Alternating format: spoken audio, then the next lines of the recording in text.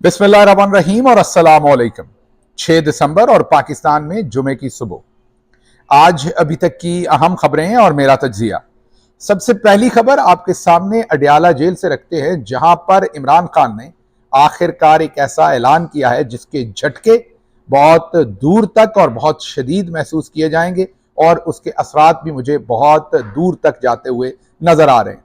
इमरान खान ने आखिरकार इंदिया दे दिया है सिविल नाफरमानी की तहरीक का और एक हतमी तारीख भी दे दी है कि अगर उस तारीख तक बेगुनाह कैदियों को ना छोड़ा गया और 9 मई और उसके साथ साथ 26 नवंबर की आज़ादाना मुनसफाना जुडिशियल इंक्वायरी ना की गई तो फिर सिविल नाफरमानी की ये जो मुहिम है ये 14 दिसंबर को इमरान खान इसकी कॉल देंगे और ये शुरू कर दी जाएगी।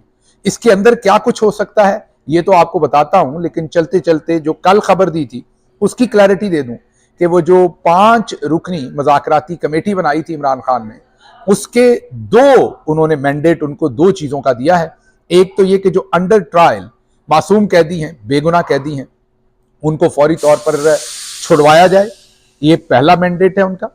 और दूसरा जो उनका मैंडेट है वो ये है कि ये जो 9 मई और 26 नवंबर को जो कुछ हुआ है इसकी आज़ादाना जुडिशियल इंक्वायरी, इन 2 निकात के ऊपर ये 5 रुकनी कमेटी जो है ये मज़ाकरात कर सकती है। तो एक तो उनका मैंडेट क्लियर कर दिया है। फिर इमरान खान ने दूसरा बड़ा ऐलान किया है कि 13 दिसंबर को, जी हाँ 13 दिसंबर, पेशावर के अंदर शोहदा के साथ यकजहती के लिए पाकिस्तान तहरीक इंसाफ एक शोहदा मार्च का मुनक्कद करेगी, एक गैदरिंग करेगी, वहां पर एक पब्लिक कॉल होगी जिसमें उन्होंने कहा है कि अपोजिशन की जमातों को भी शामिल होने की दावत दी जाए, क्योंकि शहीद तो सभी के इकट्ठे ही होते हैं। ये जमहूरियत के शहीद हैं, ये आम पाकिस्तानी हैं और इनको जिस तरीके से वहां गोलियां मार के मारा गया है, शहीद किया गया है, इसमें सभी को आना चाहिए। तो उन्होंने अपोजिशन को भी इसमें आने की दावत दी है। तो ये एक ऐलान है। अब आते हैं जरा सिविल नाफरमानी की तरफ। सिविल नाफरमानी आपको पता है, बिल्स जमा ना करवाना, टैक्सेस जमा ना करवाना, और ये पूरी दुनिया के अंदर एक बड़ा मुरव्वजा तरीका है। इसे बहुत ही, ये 2-3 तरीके होते हैं मज़ाहमत के। एक तरीका तो पूरी दुनिया में आपने देखा है कि जो बंदूक का तरीका है, बंदूक का मुकाबला बंदूक से, जो अक्सर दहशतगर्द करते हैं, मिलिटेंट करते हैं, सेपरेटिस्ट करते हैं। लेकिन कोई भी जो शख्स कॉन्स्टिट्यूशन के अंदर बिलीव करता है, आइन के अंदर बिलीव करता है, वो कभी भी वो रास्ता नहीं लेता। जैसे कायदे आजम मोहम्मद अली जिन्ना ने वो रास्ता नहीं लिया था, गांधी ने भी वो रास्ता नहीं लिया था, लेकिन हिंदुस्तान के अंदर ही बहुत सारे और लीडर्स ऐसे थे जिन्होंने वो रास्ते लिए थे। किसी दिन उनके ऊपर भी तफसील से आपके सामने बात करेंगे कि उन्होंने वो रास्ते क्यों लिए थे। हिंदुस्तान जो वहां पर बरतानवी फौज थी उनके खिलाफ उन्होंने बंदूक उठाई थी। चलें उस पर तो किसी दिन दोबारा बात करेंगे, लेकिन फिलहाल आपको ये बता रहे हैं कि एक कॉन्स्टिट्यूशन पे बिलीव करने वाला जो लीडर होता है वो बंदूक तो नहीं उठाता, फिर उसके पास एक तो स्ट्रीट पर आने का ऑप्शन होता है जो इमरान खान ने इस्तेमाल किया, लेकिन उसके जवाब में मासूम लोगों को गोलियां मारकर भून दिया अपने ही इदारों ने। अपने ही वहां पर जो मिलिट्री के लॉ इन्फोर्समेंट या मिलिट्री की जो वहां पर इंस्टॉलेशन थी या लोग वहां पर तैनात थे, उनकी तरफ से फायरिंग हुई और लोगों को शहीद कर दिया गया। अब उसके बाद इमरान खान जो है वो अगले हतमी काम की तरफ बढ़ रहे हैं और वो सिविल नाफरमानी की जो मुहिम है उसकी तरफ उन्होंने इंदिया दे दिया है कि 14 दिसंबर से ये मुहिम जो है वो शुरू की जाएगी। इसमें उन्होंने ये भी कहा गया कि फिर ओवरसीज पाकिस्तानियों से भी गुजारिश की जाएगी कि वो अपने रेमिटेंसेस जो है वो पाकिस्तान में भेजने को बंद करें। अच्छा, ये आपको फौरी तौर पर जब सिविल नाफरमानी की बात होगी ना, तो ये जब अंग्रेज बहादुर के खिलाफ भी सिविल नाफरमानी शुरू होती थी तो फौरी तौर पर कहा जाता था ये मुल्क के खिलाफ काम है। नहीं, ऐसा नहीं है। इमरान खान मुल्क के खिलाफ काम नहीं कर रहे। ये टेम्परेरी होगा, सिर्फ इन लोगों को कमजोर करने के लिए, ये जो रजीम बैठी हुई है इनसे जान छुड़वाने के लिए होगा। ये पाकिस्तान के खिलाफ कुछ नहीं है। इमरान खान हरगिज ऐसा नहीं कह रहे कि पाकिस्तान कभी भी रेमिटेंसेस ना भेजे। इमरान खान कह रहे हैं कि जब तक ये रजीम बैठी हुई है और जुल्म सितम से लोगों को की कत्लो गारत कर रही है, आप अपने रेमिटेंसेस भी रोकें और तमाम दूसरी चीजें भी रोकें ताकि ये कमजोर हो और इनसे जान छूट सके। तो अब ये सिविल नाफरमानी शुरू करनी है या नहीं करनी, इसका हतमी फैसला 14 तारीख को होगा, अगर मुज़ाकरात में कोई किसी किस्म की सक्सेस ना हो सकी, जो कि मुझे नहीं लगता कि सक्सेस होगी, मेरा जाती जो ख्याल है, क्योंकि जो मिलिट्री इस्टेब्लिशमेंट है वो बिल्कुल भी मुज़ाकरात करने को तैयार नहीं है। वजह मैं अभी बताता हूं आपको कि क्यों मिलिट्री इस्टेब्लिशमेंट मुज़ाकरात करने को तैयार नहीं, हालांकि अंधे को भी नजर आ रहा है कि पाकिस्तान का नुकसान हो रहा है। अब अगर आप गौर से देखें सारी सिचुएशन को, तो 8 फरवरी को चौधरी निजामुद्दीन को, पाकिस्तान के मिलिट्री जर्नल्स को एक मौका मिला था कि पूरी आवाम ने यक जुबान होकर तमाम का तमाम मैंडेट जो है वो इमरान खान को दे दिया। 70% से ज्यादा आवाम ने वोट इमरान खान के हक में डाल दिया। वो दिन था कि जब इन्हें स्टेप बैक लेना चाहिए था और ये कहना चाहिए था कि इमरान खान हमें जाती तौर पर पसंद नहीं है, लेकिन अब क्योंकि अवाम ने सारे का सारा मैंडेट उनको दे दिया है तो हम पीछे हट रहे हैं और गवर्नमेंट उनके सपोर्ट कर रहे हैं। लेकिन ये नहीं किया गया, बल्कि डबल डाउन किया गया, बल्कि डबल क्या ट्रिपल पता नहीं कौन कौन सा डाउन किया गया और आखिरकार दर्जनों पाकिस्तानियों को डाउन कर दिया गया, मतलब कि शहीद कर दिया गया। तो मामलात इस तरफ चल रहे हैं। तो बहरहाल सिविल नाफरमानी की ये जो तहरीक है, आपको साथ ही मंजन बेचा जाएगा मुल्क दुश्मनी का, बिल्कुल ऐसा नहीं है। ये महज़ब तरीका है, पूरी दुनिया में बहुत दफा इस्तेमाल हो चुका है, बहुत बड़े बड़े लीडर्स इसको इस्तेमाल कर चुके हैं। ये बहुत ही एक मुसद्दका, तयशुदा और मुरवजा आप ये कहें तरीका है और बहुत ही सूदमंद भी साबित होता है अगर अवाम तमाम की तमाम कॉपरेट करे। तो आपने अभी से सोचना शुरू करना है कि अगर सिविल नाफरमानी की कॉल इमरान खान देते हैं तो आपने कैसे कंट्रीब्यूट करना है। अभी से सोचे। 14 तारीख को ये शुरू होगा। 13 तारीख का दिन याद रखिए, जिस दिन पेशावर के अंदर ये तय किया गया है कि वहां पर शोहदा के लिए एक मार्च किया जाएगा और इस पर अपोजिशन को भी रिक्वेस्ट की जाएगी। आप भी कोशिश कीजिए कि उस मार्च में जरूर शामिल होइए। अच्छा, अब अगली खबर की तरफ चलते हैं और वो खबर है जनरल रिटायर्ड जाहिद महमूद साहब की स्टेटमेंट। उन्होंने एक स्टेटमेंट दी है और वो स्टेटमेंट दी है कि फौजी फाउंडेशन मुल्क में सबसे ज्यादा टैक्स देती है। अब ये स्टेटमेंट जो है इसको फ्लिप करके जरा दूसरी तरफ से देखें तो इसका मतलब यह है कि फौजी फाउंडेशन फिर मुल्क में सबसे बड़ा कारोबार भी करती है, क्योंकि टैक्स आप तभी देते हैं ना जब कारोबार ज्यादा करते हैं। तो जनरल साहब ने तो ये बताया कि हम सबसे ज्यादा टैक्स देते हैं, तो इसकी फ्लिप साइड ये है कि आप सबसे बड़ा कारोबार भी फिर आप ही करते हैं। अच्छा, अब ये स्टेटमेंट उन्हें क्यों देनी पड़ी एक इंटरव्यू में? वो इसलिए देनी पड़ी कि ये जो एक पब्लिक ने काम शुरू किया हुआ है बाइकॉट का, और मैं बार बार अपने व्लॉग्स में बता रहा हूं कि ना मैं इस बाइकॉट को एंडोर्स कर रहा हूं ना इसके खिलाफ बात कर रहा हूं। क्यों? क्योंकि मेरी पार्टी ने अभी तक, जैसे इमरान खान साहब सिविल नाफरमानी की कॉल देंगे तो मैं आपको कहूंगा, जब तक वो सिविल नाफरमानी की कॉल नहीं देंगे मैं आपको नहीं कहूंगा कि आप नाफरमानी करें। इसी तरह से इस बाइकॉट के ऊपर भी मेरी पार्टी की कोई स्टेटमेंट नहीं है, तो ना मैं आपको कहूंगा ना करें इसको और ना मैं कहूंगा कि करें। ये आपकी मर्जी है, आपको मैं रोक नहीं सकता, ना ही आपको कह सकता हूं, क्योंकि मेरी पार्टी की पॉलिसी इसके ऊपर अभी तक नहीं है। तो अब ये क्यों जनरल रिटायर्ड जाहिद महमूद साहब को बताना पड़ा कि हम सबसे ज्यादा टैक्स देते हैं? इसका मतलब है कि ये जो बाइकॉट है ये शिद्दत इख्तियार कर रहा है, जो आवाम कर रही है, और इसके असरात जो हैं आ रहे हैं। लेकिन इसमें एक बड़ी इंटरेस्टिंग बात है कि जनरल साहब जब ये बताते हैं कि हम सबसे ज्यादा टैक्स देते हैं, तो ऐसी स्टेटमेंट्स को पहले हमारे जैसे लोग भी क्लिप काट के लगाते थे कि ये देखें जो हम पे तनकीद करते हैं वो सुन लें कि हम सबसे ज्यादा टैक्स देते हैं। तो जनरल साहब अगर आप गौर करें, या आपको अगर भेजा इंटरव्यू के लिए और आपने ये बड़ी माहिराना स्टेटमेंट दी है, आपको भी लगता होगा और कईयों को लगता होगा कि आप बड़ी कन्विंसिंग स्टेटमेंट दे रहे हैं। एक ज़हन में रखिए कि कई दफा ऐसा नहीं होता कि आप बड़े समझदार होते हैं या आपकी बातों में बड़ा असर होता है। दूसरा आपका लिहाज इसलिए करता है कि इसको आपसे मोहब्बत होती है, ये अवाम आपसे मोहब्बत करती है, इसलिए आपकी बहुत सारी ऐसी बातें जो पता होती है अवाम को कि बहुत ज्यादा टैक्स का मतलब बहुत ज्यादा कारोबार है, लेकिन कभी भी अवाम आपसे बहुत ज्यादा कारोबार का नहीं पूछती थी। आपकी इतनी बात कह देना कि आप बहुत ज्यादा टैक्स देते थे, इसी को सर पे उठा के हम आगे लग के भाग पड़ते थे।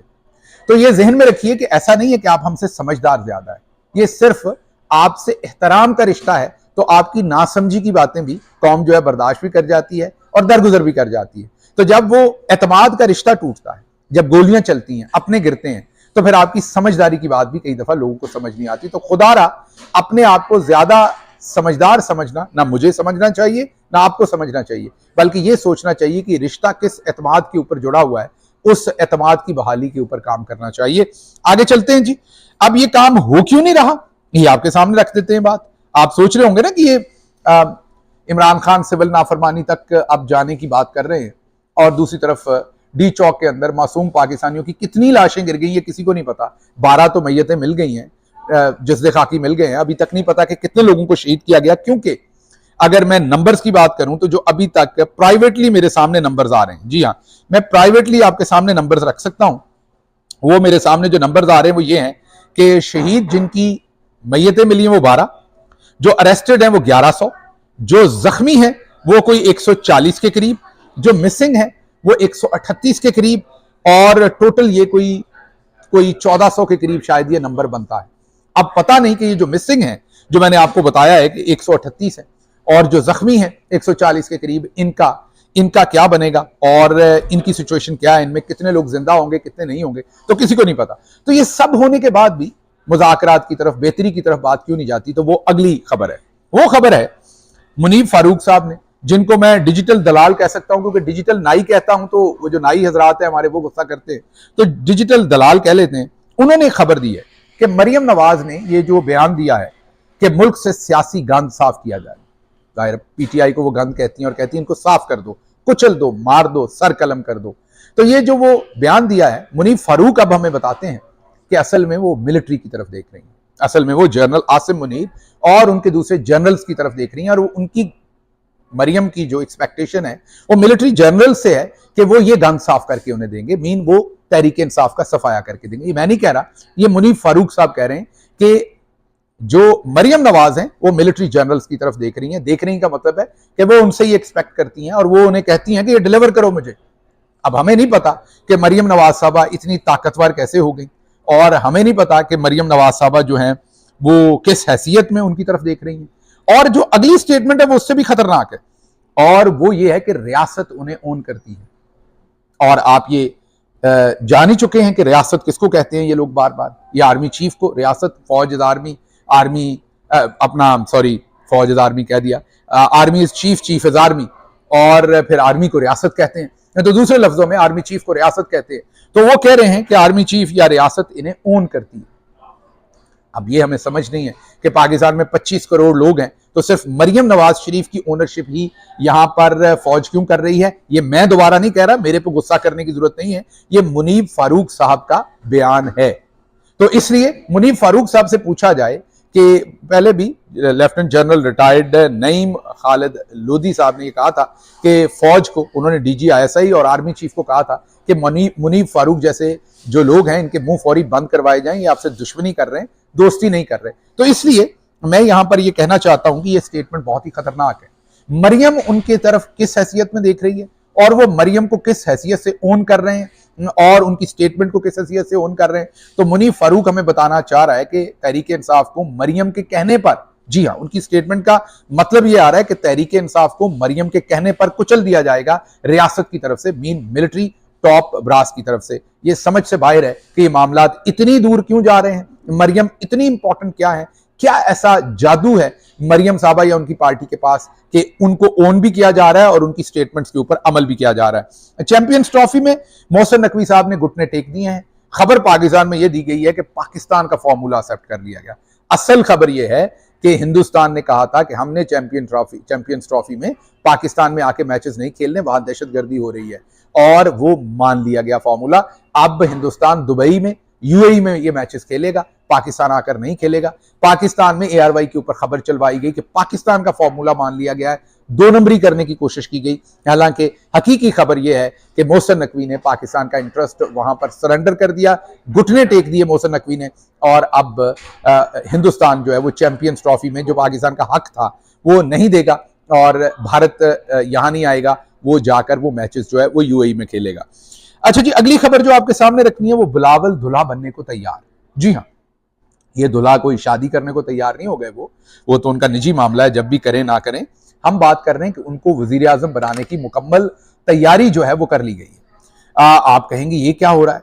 जी हाँ, वो कल फजल रहमान साहब से भी मिले हैं, फिर राना सनाउल्लाह भी उनसे मिलने गए, फिर फैसल बोडा की स्टेटमेंट पिछले चंद दिनों से बड़ी इंपॉर्टेंट है। उनकी एक स्टेटमेंट तो ये है कि जो नून लीग है वो सियासी कचरा है, और अगर तहरीक इंसाफ काबिल कबूल नहीं तो ये भी कचरा है, इससे भी जान छुड़वानी पड़ेगी।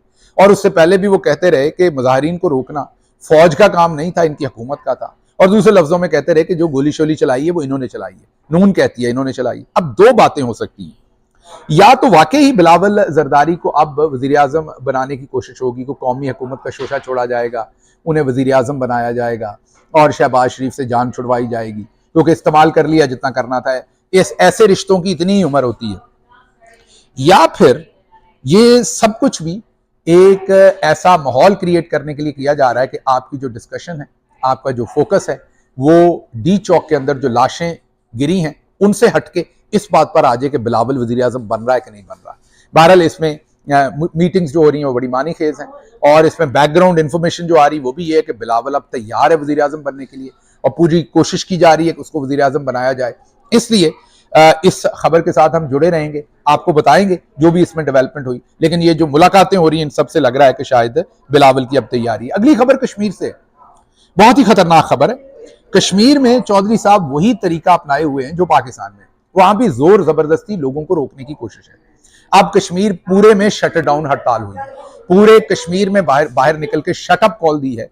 मौजूदा रजीम जो वहां पर है, जो वहां पर एस्टेब्लिशमेंट की इमा पर एक ऐसा ऑर्डिनेंस कर दिया था कि कश्मीरी अवाम जो है वो बाहर निकलकर एहतजाज नहीं कर सकती, और अगर एहतजाज किसी ने करना है तो सिर्फ सियासी जमात करेगी, और 7 दिन पहले इजाजत लेनी पड़ेगी उस एहतजाज की, अगर एहतजाज करना है तो।